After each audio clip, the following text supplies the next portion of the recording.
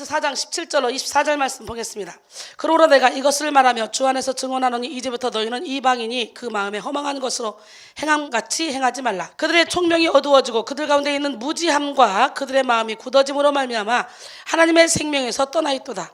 그들은 감각 없는 자가 되어 자신을 방탕에 방임하여 모든 더러운 것을 욕심으로 행하되 오직 너희는 그리스도를 그같이 배우지 아니하였느니라. 진리가 예수 안에 있는 것 같이 너희가 참으로 그에게서 듣고 또한 그 안에서 가르침을 받았을진데 너희는 유혹의 욕심을 따라 썩어져가는 구습을 따르는 옛사람을 벗어버리고 오직 너희 심령이 새롭게 되어 하나님을 따라 의와 진리의 거룩함으로 지으심을 받은 새 사람을 입으라. 그리스도인의 드레스 코드라는 제목으로 함께 은혜를 나누겠습니다. 그리스도인은 어떤 드레스를 입어야 되는가? 여러분은 어떤 드레스를 입고 있어요? 주님이 지금 딱 오시면 여러분은 정말 신부 드레스 멋지게 꾸며 입고 주님이 오실 때 신부로서 딱 맞이할 수 있습니까? 주님이 오셨는데 지금 시장에 막 이제 원단 들어가진 않았어요? 원단 떠서 막 집에 오고 있는데 주님이 오셨어. 주님 잠깐만요, 만들어야 돼요. 나 아주 기술이 좋거든요. 선남 목사님처럼 미싱 두두두두 빨리 박아서 입을게요. 기다려주겠어요? 안 기다려줘요. 그러면 이제 막 드레스를 만들다 보니까 여기 한쪽만 박고 여기는 안 박았어. 급한 대로 그냥 입고 나갔어. 주님이 그 뽑아주겠어요? 완벽하게 드레스를 차려입고 예쁜 보석까지 달고 아름답게 꾸민 그 신부를 주님이 딱 취하겠죠. 여러분 어떻게 신부단장 잘 하셨습니까? 여자든 남자든 옷을 잘 입을 줄 알아야 돼요. 옷차림에 그 사람의 성격, 지위, 품위 등 많은 것들이 드러나기 때문이에요. 옷은 사람에게 많은 영향력을 줍니다. 독일 시인 릴케도 말대의 수기에서 그 무렵 나는 어떤 특정한 의상으로부터는 직접적으로 영향을 받을 수 있다는 것을 알았다. 어떤 의상을 몸에 걸치게 되면 금방 그 힘에 지배당하는 것을 인정하지 않을 수 없다. 거동도, 표정도, 사고까지도 그것에 영향을 받는다. 이렇게 고백했습니다. 운전하는 사람 길거리 가다가 잘못이 없어도 경찰이 딱 있어. 경찰 있다. 청바지를 입고 있으면 그냥 아무데나 침 뱉으면서 아무 그냥 껄렁껄렁 하고 다녀도 이상하지 않아. 그게 저절로 돼요. 근데 참 정장을 입고 막 껄렁껄렁 이렇게 하고 다니는 사람 없어, 그지? 정장을 입고 빼딱구들을 신으면 아주 조신하게 걷죠, 이렇게. 예, 직장생활 하다가 이제 예비군 딱 하잖아. 그럼 예비군복 딱 입으면 그때부터 개가 된다 그러잖아요. 옷이 참 많은 걸 말해줍니다.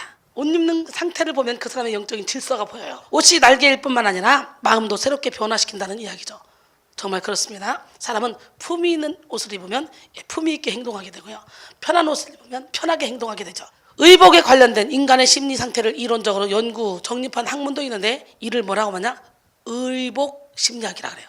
우리나라에서 의복 심리학의 권위자인 이인자 교수는 의복은 옷을 입고 있는 사람의 성격, 가치관, 자아 개념, 감정 상태, 연령, 성, 소속, 기분, 직업 등을 나타내는 중요한 매체라고 합니다. 지금까지도 많은 사람들에게 존경을 받는 윈스턴 처칠은요, 늘 비싼 돈을 치르고 양복을 맞춰 입었다고 합니다. 한 젊은 의원이 나 같으면 그 돈으로 기성양복 몇 벌을 더 사서 계속 갈아입겠다 이렇게 말하자 처칠은 대답하기를 나는 비싼 돈으로 옷을 사는 것이 아니라 옷을 만드는 사람의 인격을 사는 것이다. 멋있잖아요. 여러분 성경에서도 그리스도인들의 인격을 옷 입는 것에 곧잘 비유합니다. 나는 비싼 돈으로 옷을 사는 것이 아니라 옷을 만드는 사람의 인격을 산다 이렇게 말한 것처럼 성경에서도 그리스도인들의 인격을 옷 입는 것에 곧잘 비유하는데요, 옛사람이라는 옷을 벗어버리고 새 사람의 옷을 입으라고 말씀하죠. 고린도서 5장 17절에 보니까 그런즉 누구든지 그리스도 안에 있으면 새로운 피조물이라. 이전 것은 지나갔으니 보라 새 것이 되었도다. 로마서 13장 12절로 14절 보면 밤이 깊고 낮이 가까웠으니 그러므로 우리가 어둠의 일을 벗고 빛의 갑옷을 입자. 낮에와 같이 단정히 행하고 방탕하거나 술 취하지 말며 음란하거나 호색하지 말며 다투거나 시기하지 말고 오직 주 예수 그리스도로 옷 입고 정욕을 위하여 육신의 일을 도모하지 말라. 할렐루야. 우리는 그리스도인답게 새 사람의 옷을 입어야 돼요. 새 포도주는 새 가죽 부대에 넣어야 돼요. 그래야 터지지 않아요. 보관이 돼요. 근데 많은 그리스도인들이 하나님이 우리에게 주신 새 사람의 옷을 입지 않고 아직 옛 사람의 옷을 입고 고집을 부립니다. 그거 안 벗겠다고. 나는 이게 좋다고. 고정관념의 틀을 깨지 않습니다. 그냥 어린아이처럼 이거는 이렇게 하고요, 이렇게 하고 이렇게 하세요. 지도자가 말하면 그래야 되겠구나. 그리고 내 생각을 확 내려놓고 그냥 그렇게 하면 성공이에요. 하다못해 간증을 할 때도 이건 이렇게 하고 이렇게 하고 이렇게 하세요. 그러면 내 생각은 이거 하고 싶어도 여기서는 좀 이렇게 해야 되는구나. 그래서 이렇게 하면 그 다음엔 확 대강사로 서요. 근데 간증을 시켰는데 말도 안 되는 얘기만 신나게 하고 내려오면 그 다음부터는 못 세우잖아. 그 다음부터는 어떻게 해요? 안 세워요. 훈련을 충분히 시킨 다음에 세워요. 그러나 처음부터 이게 딱 지도자의 말을 들으면 은혜가 되면 그 다음엔 매일 세워요. 매일 할 기회만 있으면. 그렇기 때문에 첫 테이프를 잘 끊어야 되는 거예요. 첫 테이프를 잘 끊기 위해서는 내 고정관념의 틀을 깨부셔야 된다는 거죠. 내 생각을 깨부셔야 됩니다. 이 시간 말씀을 나눌 때 그리스도인의 드레스 코드가 무엇인지 알고 그리스도인답게 옷을 입는 우리 모두가 되기를 원합니다. 그러니까 이 겉모습, 이 겉사람이 중요한 게 아니라 그리스도인의 옷이 있어요. 그리스도인의 옷. 찰스 다킨스의 소설 위대한 위산에 미스 해비숑이라는 여자가 나옵니다. 이 여자는 결혼하는 날 아침 남자로부터 배신을 당해요. 그 충격으로 기억과 시간을 정지시켜놔. 그리고 세상과 단절되어 살아온 여인인데요, 그녀는 평생 동안 뭘 입냐? 웨딩드레스를 입은 채 독선과 이 자만 속에서 남자에 대한 복수심을 불태우면서 마녀와 같은 삶을 살아갑니다. 그녀는 과거를 떨쳐내지 못해서 상처에 묶인 채 평생 동안 그 결혼식 예복만 입고 살아가요. 더럽고 곰팡이 나고 낡고 거미줄이 쳐 있어도 수십 년 넘게 그 옷만 입고 지냅니다. 다른 사람들 눈에는 추한 모습이 보이는데 정작 본인은 그 더러운 옷이 좋습니다. 그 옷은 상처입니다. 아픔입니다. 미련입니다. 고통입니다. 그 옛것이 그 사람에게는 편한 거예요. 여러분은 지금 어떤 옷을 입고 있습니까? 상처의 옷을, 아픔의 옷을, 더러움의 옷을, 미련의 옷을, 그걸 입고 있으면서 그것이 편해서 그냥 원망하며 불평하며 과거에 발목 묶여서 살고 있지 않습니까? 벗어 던져버려야 돼요. 과거의 옷을 이 시간에 다 벗어 던지시기 바랍니다. 던져버려버리면 여러분 우울증 다 없어져 버려. 우울증이 왜 와? 상처 때문에 이 상처가 쌓이다가 더 이상 내 용량으로 안 되겠다 넘치니까 우울증이 오고 정신병이 오는 거예요. 그런데 그 상처의 수위를 계속 없애버려야 돼. 빛 가운데 들어가면서 계속 어둠을 몰아내면 어느 순간에 발장한 정신이 돌아오지. 여러분이 지금 입고 있는 옷은 어떤 옷입니까? 더럽고 추한 옷입니까? 아니면 주님께서 주신 깨끗한 새 옷입니까? 복음서에 나오는 탕자의 모습을 상상해 보십시오. 아버지의 집을 떠난 탕자는 허랑방탕하게 살다가 가산을 다 탕진합니다. 돈이 다 떨어져 돼지 우리에서 돼지를 치며 돼지 먹이를 먹으며 사는데 어느 날은 그 돼지가 먹는 쥐염열매도 먹지 못합니다. 주인이 주지 않아요. 결국은 우리 아버지 집에 있는 종들은 먹는 거라도 잘 먹지 않는가? 그래서 회개합니다. 그래서 이 탕자가 회개하고 아버지 집으로 돌아와요. 품꾼의 하나로 써달라고 해야지. 근데 아버지 집에서 아버지는요, 그 아들을 부둥켜 안고 다시 그 아들의 신분을 회복시켜주죠. 옷을 입히고 가락지를 끼우고 잔치를 벌입니다. 너무 낡고 냄새가 났기 때문이죠. 그런데 이 탕자가 아침마다 돼지와 뒹굴던 그 더러운 옷을 다시 꺼내 입는다. 그렇다면 아버지는 얼마나 속상하겠냐고. 우리가 그렇지는 않습니까? 예수님의 손에 다시 못을 받고, 예수님의 발에 다시 못을 받고, 예수님의 옆구리에 다시 창을 대고, 예수님의 옷자락을 다시 찢는 그런 삶을 살고 있지 않습니까? 그것이 뭐예요? 하나님 말씀대로 살지 않는 거예요. 그것이 뭐예요? 세상을 쫓아가는 거예요. 이웃을 사랑하지 않는 거예요. 그런데 옷이야 곧 바꿀 수 있지만 오랜 기간 습관이 된 우리의 인격을 하루아침에 바꿔 입기는 쉽지 않잖아요. 영성은 인성과 야성이야. 먼저 인간이 돼야 돼.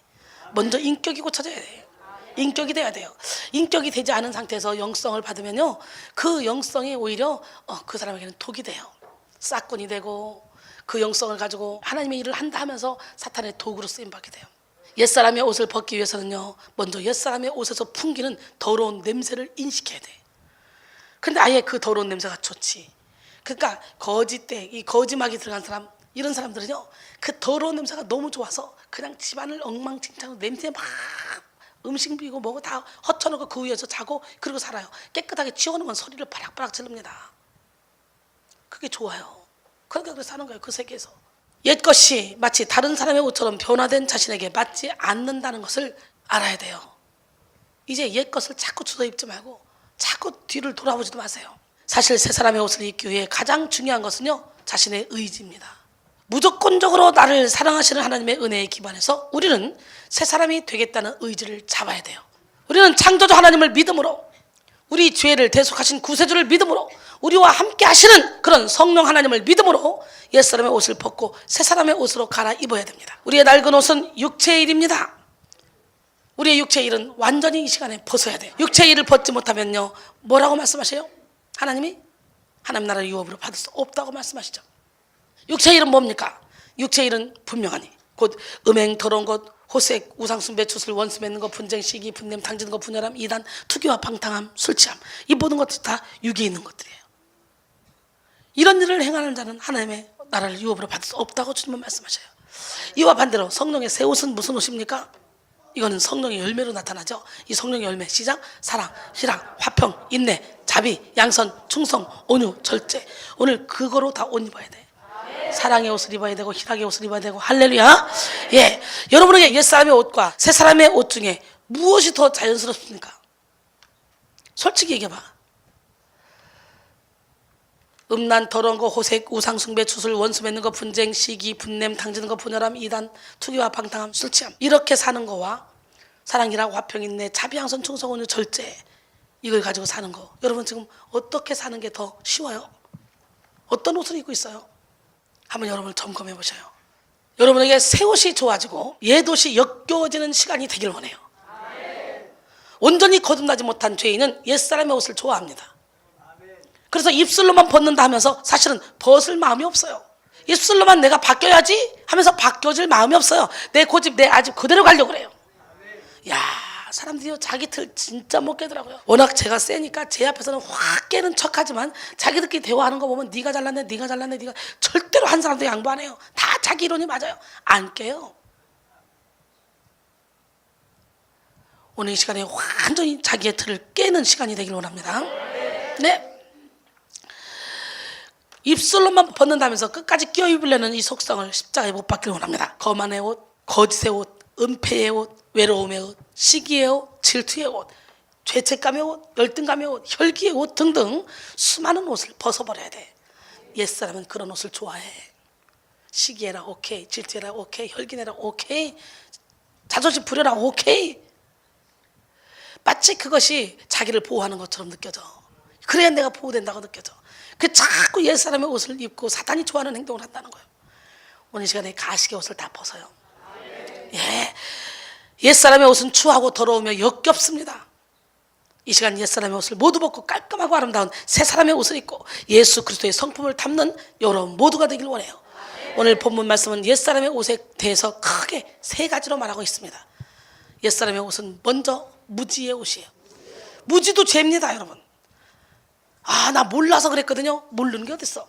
이미 성경에 다 기록해놨는데 성경을 가까이 하지 않았다는 증거지. 여기에는요, 세상 살아가는 법부터 부부관계하는 법, 부모 자식 간의 법, 인간관계하는 법, 이웃 사랑하는 법, 하나님 사랑하는 법 다 기록되어 있어요. 내가 이걸 안 보니까 무지한 거지. 무지한 게 무슨 자랑이야? 마태복음 15장 14절에 보니까 그냥 둬라. 그들은 맹인이 되어 맹인을 인도한 자로다. 만일 맹인이 맹인을 인도하면 둘 다 구덩이에 빠지리라. 무지한 게 용서가 된다면 맹인이 맹인이 인도할 때 한 맹인은 살려줘야 될 거 아니에요. 둘 다 구덩이에 빠진다잖아. 무지도 죄니까 무지 자랑하지 마. 그래 나 무식해요, 나 몰라요. 자랑하지 마. 모르면 배워. 여호와를 경외함이 지식의 근본이요 여호와를 경외함이 지혜의 근본이랬지. 잠언 1장 7절 9장 10절에 보니까 그러니까 우리는 말씀 안에 들어가서 어떻게 살아야 돼 배워야 되는데 왜 사람들이 쉽게 이단에 빠집니까? 영적으로 조금만 눈 뜨면 다 이단에 빠져. 왜? 정통 교단이라는 데는 뭐 영적 뭐 역사가 일어나질 않아. 근데 이단 가면 뭐가 막 일어나는 거 눈에 보여. 근데도 이단들이 뭐요? 자꾸 말씀에 입각해서 한다고 그러면서 말씀 자기들이 필요한 말씀만 딱딱딱 뽑았으니까 이 말씀에 무지한 사람들은 그렇구나 그러고 끌려가는 거죠. 말씀을 통전적으로 읽어야 돼. 구약만 읽으면 율법주의에 빠지고 신약만 읽으면 은혜주의에 빠져버려. 구약은 신약에 의해서, 신약은 구약에 의해서 해석되어져야 돼요. 셰익스피어는 무지보다 더 지독한 어둠은 없다라고 말했습니다. 괴테는 활동적인 무지보다 더 무서운 것은 없다라고 말했어요. 또 브라우닝은 무지는 순수가 아니라 죄이다 그랬어요. 18절에서 그들의 총명이 어두워지고 그들 가운데 무지함이라고 이렇게 말씀하고 있죠. 그 결과 이방인들은 어떻게 됐습니까? 17절에 보니까 그 마음에 허망한 것을 행했다 이렇게 말합니다. 알지 못하기 때문에 쓸데없는 것에 에너지를 소모하는 것이 옛사람의 옷을 입은 인생의 삶입니다. 자기가 어떻게 태어났는지, 인생의 목적이 무엇인지, 인생에서 가장 소중한 것이 무엇인지, 인생이 죽으면 어떻게 되는지를 알지 못하기 때문에 인생을 낭비하고 헛된 것에 소비하고 맙니다. 그래서 우리는요, 성령을 받고 성령의 인도함을 따라야 됩니다. 우상숭배는 대표적인 허망한 것입니다. 고대 사회에서는요, 우상숭배가 심했죠. 이에 대해서 성경은 우상은 아무것도 아니라고 말씀합니다. 근데 오늘날은 눈에 보이는 우상보다는 물질, 건강, 남편이나 아내, 자녀, 자존심 이런 것들이 다 우상이 되어 많은 사람들이 그 험한 것을 쫓아 살아갑니다. 오늘날에 우리 앞에 닥친 골리앗이나 홍해, 요단강, 여리고는요 진짜 골리앗처럼 이런 게 아니에요. 광명의 천사로 다가와서 내 남편으로, 내 아내로, 내 자녀로 가장 사랑하는 사람으로 다가와서 그걸 놓지 못하게, 그 담을 결코 헐지 못하게 해서 우리를 계속 옛사람에 머물게 만든다는 거죠.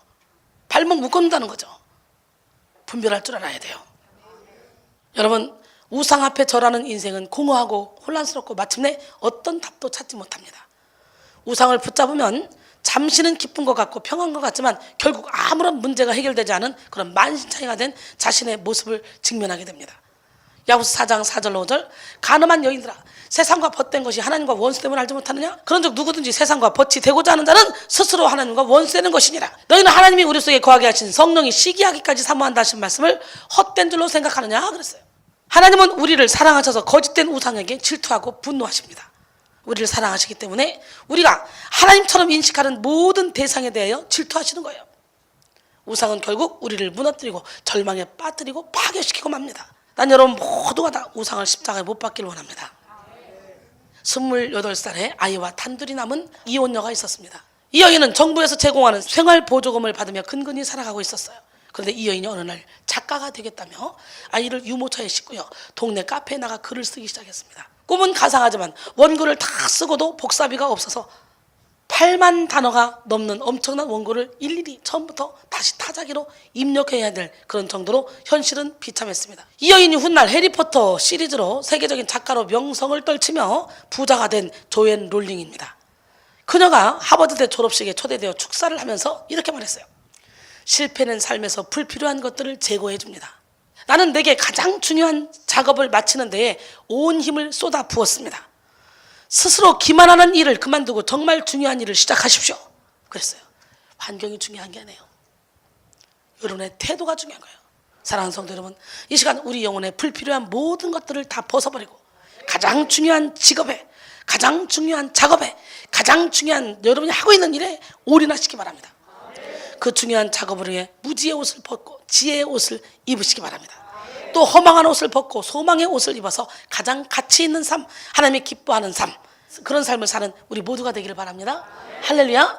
예, 그 다음에 옛사람의 옷은 뭐냐? 굳어진 마음의 옷이에요. 무슨 옷? 본문 18절에 보니까 마음이 굳어짐으로 말미암아, 또 이어서 19절에 보니까 감각 없는 자가 되어 옛사람의 모습으로 살아간다고 말하고 있습니다. 우리의 마음이 굳어지는 것은 고집과 편견 때문에 그래요. 남의 말을 듣지 않으려는 기머거리 독사 때문에 그래요. 사람 마음이라는 것은요, 진리나 생명에 민감하게 반응하게 되어 있습니다. 그러나 이 마음이라는 것이 화인을 맞거나 세상의 생각으로 단단해져 있을 때 진리에서 절대로 자유할 수 없어요. 진리나 생명에서 점점점 멀어지게 됩니다. 우리의 마음은 어린아이와 같이 굳어지는 마음이 아니라 부드러운 마음이 돼야 돼요. 할렐루야. 우리의 마음은 어린아이 같은 마음과 굳어지는 마음의 싸움이야. 우리 안에서 계속적으로 우리 하나님은 굳어진 우리의 마음을 부드럽게 만들어주시는 좋으신 하나님이야.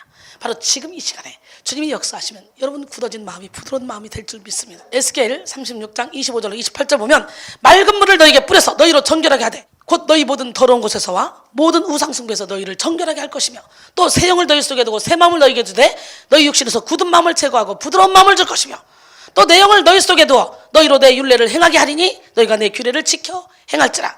내가 너희 조상들에게 준 땅에서 너희가 거주하면서 내 백성이 되고 나는 너희 하나님이 되리라. 할렐루야. 잠언 4장 23절에 보니까 모든 지킬 만한 것 중에 더욱더 내 마음을 지키라. 생명의 근원이 이에서 남이라 그랬잖아요. 예, 니체는 인간을 낙타 유형, 사자 유형, 그리고 어린아이 유형으로 나눴습니다. 가장 이상적인 모습으로 어린아이 유형을 들었는데 이 유형의 특징이 뭡니까? 어린아이는 천진난만합니다. 어린아이는 잘 망각합니다. 새로운 시작을 잘합니다. 그리고 놀이터처럼 잘 뭐든지 다 놀이에요. 그리고 스스로 힘으로 굴러가는 수레바퀴와 같아요. 최고의 운동이자 신성한 긍정이다. 이렇게 거창하게 칭찬했어요, 이 사람이. 그랬는데 한마디로 이거는 뭐냐? 순수한 마음을 그대로 간직하고 있다라는 말이죠. 그래서 기쁠 때 기뻐하고 슬플 때 슬퍼하고 웁니다. 싸우기도 하지만 또 금방 화해도 합니다. 마음에 매이지 않기 때문에 인생이 놀이터입니다. 누가복음 18장 17절에 보니까 내가 진실로 너에게 이르노니 누구든지 하나님 내 나라를 어린아이와 같이 받아들이지 않는 자는 결단코 거기 들어가지 못하리라 하시니라. 할렐루야. 어른들이 살기 힘든 것은 뭐예요? 경험이나 상처들이 쌓여서 마음을 굳게 만들고 그것으로 세상을 보기 때문입니다. 세상이나 현실은 바뀌어도 마음은 바뀌지 않습니다. 더 무서운 것은 이념이나 편협된 생각으로 굳어진 사람들입니다. 우리는 탈레반이나 테러리스트를 생각할 때 그들은 매우 악하고 모진 사람들일 거라고 생각하죠. 그렇지 않습니다. 동네 아저씨처럼 자상한 사람도 있어요. 이념이나 사상의 노예가 되면 인간의 마음이 굳어져 버리고 맙니다. 악을 행하면서도 무감각해집니다. 바리새인들이 그랬어요. 그들은 착하고 가난했지만 율법 앞에서는 아주 무섭게 변했습니다. 돌로 사람을 치는 것을 마다하지 않았습니다. 바리새인뿐만 아니라 어떤 이념이나 생각에 사로잡힌 그런 사람들은 굳어지고 무감각해지죠. 개인적으로 무감각한 사람은 드물어요. 사람은요, 한 공동체나 조직 안에서 무감각해지기 쉽습니다. 아무 생각 없이 악한 조직의 명령을 따르다 보면 그렇게 돼요. 이런 이중적인 생활에 익숙해지면 우리는 악에 대해서 아주 무감각해지죠. 오늘 여러분 빨리 감성을 회복하시고 무감각에서 벗어나길 바랍니다. 네, 굳은 마음을 제거하고 부드러운 마음을 갖기를 원합니다. 기적의 하나님은 누구 하나님? 한나 아렌트란 분이요, 예루살렘 아이히만의 이 악의 평범성에 대한 보고서라는 책을 썼어요. 근데 아이히만은 2차 세계대전 당시 나치의 친위대장 장교였으며 유태인들의 강제 이주와 학살에 주도적으로 관여했던 인물이죠. 그가 전쟁 후 아르헨티나에 피신해 있다가 15년 만에 잡혀서 예루살렘에서 재판을 받게 됐습니다. 그런데 흥미있는 것은 이 아이히만이 전혀 자신의 잘못을 인정하지 않았다는 것입니다. 자신은 신 앞에서는 유죄지만 법 앞에서는 무죄라고 주장했어요. 그는 내 아이의 사랑스러운 아버지였고 단지 충실한 국가 공무원이었을 뿐이라고 했습니다. 그는요, 개미 한 마리도 죽이지 못하는 사람이며 유태인들을 좋아했지만 국가의 명령이라서 어쩔 수 없이 그 일을 수행했다고 합니다. 잔인하게 살인되느니 당시 안락사라고 일컬어지는 가스실의 죽음이 훨씬 더 덜 잔인할 것이라고, 그것이 더 인간적일 것이라고 이렇게 말하기도 했다 그래요. 그때 살아남았던 유대인이 아이히만을 법정에서 보고 기절을 했습니다. 왜? 나중에 그 이유를 물어보니 이렇게 대답했다 그래요. 아이히만이 저렇게 평범한 사람이라는 사실이 믿겨지지 않습니다. 저토록 평범한 인간이 그 많은 사람들을 가스실로 몰아넣었군요. 나 자신도 아이히만이 될 수 있다는 것, 내 안에도 아이히만이 들어있을 수 있다는 사실, 이것은 견디기가 어렵습니다 라고 말했다 그래요. 여러분, 악은 더 이상 악마에게만 속해 있는 것이 아니에요. 우리 주위에 있는 평범한 사람들, 착한 사람들에 의해서 행해집니다. 생각 없는 착함은 위험합니다. 조직이라는 틀 안에서 안심하며 악을 행하면서도 고통을 느끼지 못하는 무감각한 사람이 되어버립니다. 우리가 던져버려야 될 이 옛사람의 모습은 이처럼 심각하고 또 너무너무 익숙하기조차 합니다. 그래서 생각 없는 착함은 위험한 거예요. 착한 사람들이 그렇게 사단에게 끌려다니는 거예요. 마음이 굳어진다는 것은 양심이 화인 맞은 것과 같은 거예요. 죄로 인해 굳어진 마음은 우리의 영적 감각을 무디게 만들기 때문에 하나님의 생명으로부터 떠나게 만들어. 그래서 마태복음 13장 15절로 17절 보니까 이 백성들의 마음이 완악해져서 그 귀는 듣기에 둔하고 눈은 감았으니 이는 눈으로 보고 귀로 듣고 마음으로 깨달아 돌이켜 내게 고침을 받을까 두려워함이라. 그러나 너희 눈은 봄으로 너희 귀는 들음으로 복이 있도다. 내가 진실로 너희에게 이르노니 많은 선자와 의인이 너희가 보는 것들을 보고자 해도 보지 못했고 너희가 듣는 것들을 듣고자 해도 듣지 못하였느니라 그랬어요. 이 시간 여러분 모두 굳어진 마음에 옛사람의 옷을 벗어버리고 마음으로 진리만을 따르는 새사람의 옷을 입으시기 바랍니다. 그 다음에 옛사람의 옷은 방탕함의 옷이에요. 무슨 옷? 네, 방탕함의 옷. 오늘 본문 19절에 보니까 옛사람에 대하여 자신을 방탕함에 방임하여 모든 더러운 것을 욕심으로 행하되 라고 묘사합니다. 하나님 없이 사는 사람들은요, 기준이 없습니다. 기준이나 가치관이 없는 사람들은 동물적 본능에 따라 살기 쉽고 쾌락과 방탕이 그런 유혹이죠. 그런데 이것은 동물적이며 원초적인 그런 쾌락입니다. 이것이 좋다면 인간은 그것을 따라갈 수밖에 없죠. 죄가 율법이 있기 전에도 세상에 있었으나 율법이 없었을 때는 죄를 죄로 여기지 않았다는 거예요. 그렇기 때문에 방탕에 방임할 수밖에 없습니다. 사실 방탕함은 저급한 쾌락이죠. 그러나 더 고급 쾌락이 있어요.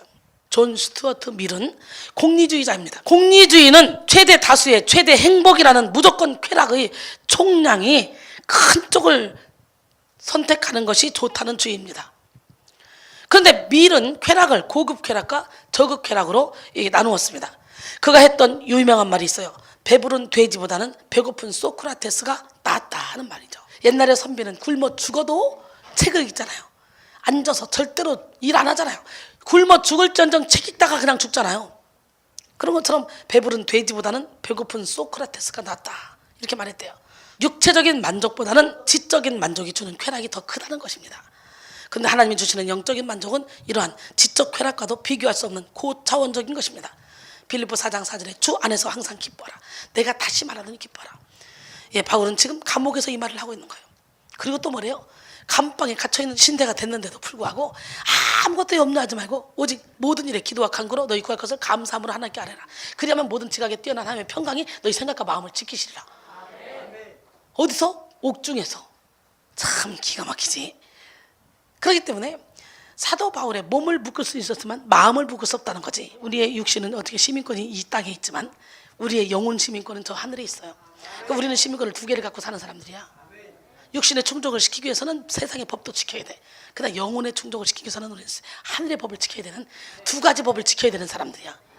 내가 예수 믿는다고 나 하늘의 법 따른다고 그냥 교통법 어기고 막 그냥 사람 죽이고 막 이러고 돌아다니면 되겠어요? 그건 하늘의 법도 아니야. 하늘의 법은 세상에서도 빛과 소금의 역할을 감당하는 거예요. 세상의 질서를 지키는 거예요. 우리 멋쟁이 하나님, 기적의 하나님은 지금도 여러분을 바라보시면서 사랑하는 내 딸아, 사랑하는 내 아들아, 넌 내 거야. 주님이 넌 내 거야. 그러면 인생 끝나는 거예요.